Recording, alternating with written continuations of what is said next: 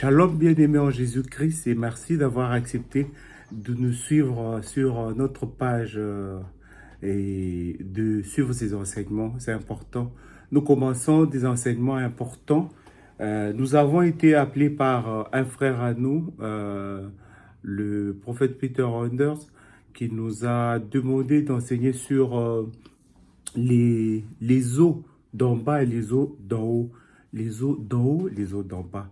Nous voudrons lire la parole de Dieu dans Genèse 1, le 7e verset. La Bible dit, « Et Dieu fit l'étendue, et il sépara les eaux qui sont au-dessus de l'étendue d'avec les eaux qui sont au-dessus de l'étendue, au-dessous et au-dessus de l'étendue.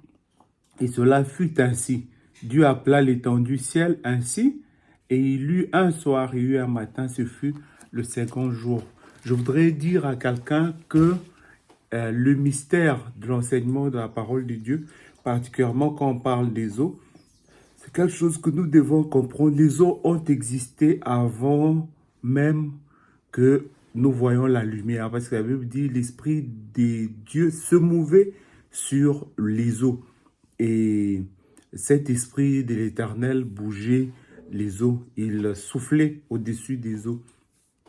Qu'est-ce que cela veut dire? Je me demande pourquoi c'est opportun d'enseigner à l'Église, de lui parler des eaux. L'eau est extrêmement importante. Vous savez tous que l'eau, avec toute sa formule H2O, c'est extrêmement important parce qu'elle rassemble en elle-même la possibilité, le négatif et le positif. Ça peut enflammer, mais miraculeusement, ce qui ne peut pas cohabiter, cohabite à partir de l'eau. Au-dessus, en bas. Et le Christ fait beaucoup d'opérations à partir des eaux. Et nous savons tous que c'est important. Mais qu'est-ce qui m'intéresse dedans? C'est les 4 lois des eaux. Les 4 lois de l'eau. C'est ça qui m'intéresse. À la piscine, il lui dit, au puits de Jacob, il lui dit, donne-moi de l'eau. Les sources, l'eau que moi je te donnerai coulera en toi comme une source d'eau vive. Il lui dit ça, ça veut dire que il a une dimension élevée en ce qui concerne les eaux. Deuxième chose, quand il le soigne, il lui dit, va te laver à la piscine de Siloé. Quand il fait plusieurs opérations sur les eaux, il dit qu'il a le pouvoir d'arrêter et il dit, stop. La tempête s'apaise, les eaux se calment. Parce que lui-même est une eau de vie. Jésus-Christ est l'eau de vie, c'est la parole de Dieu. Mais les eaux d'en haut, ici que nous voyons aussi le Christ est l'époux de l'Église. L'Église est l'épouse. Les eaux d'en bas ont toutes les richesses du monde et les eaux d'en bas contiennent la reproductivité de la sémence de l'homme qui est Jésus-Christ de Nazareth.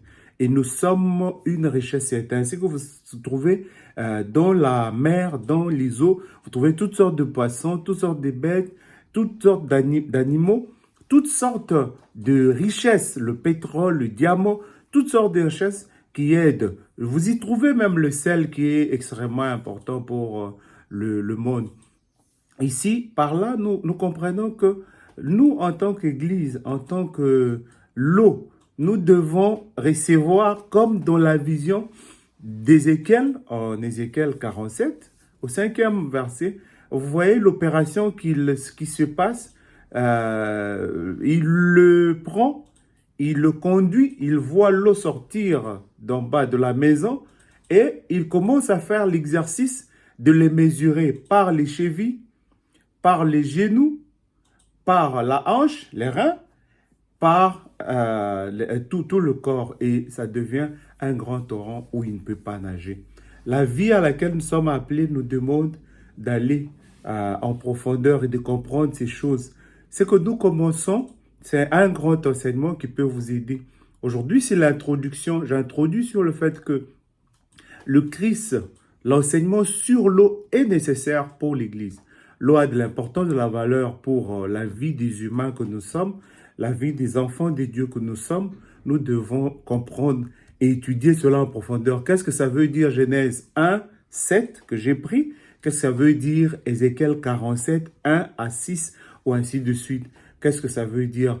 Que le Seigneur vous donne la grâce de suivre cela et nous combinons cela avec le passage d'avec la femme samaritaine qui dit à Jésus, je ne peux pas te donner quelque chose, toi et moi, nous ne parlons pas. Mais le Christ lui dit, moi, je suis une eau de vie.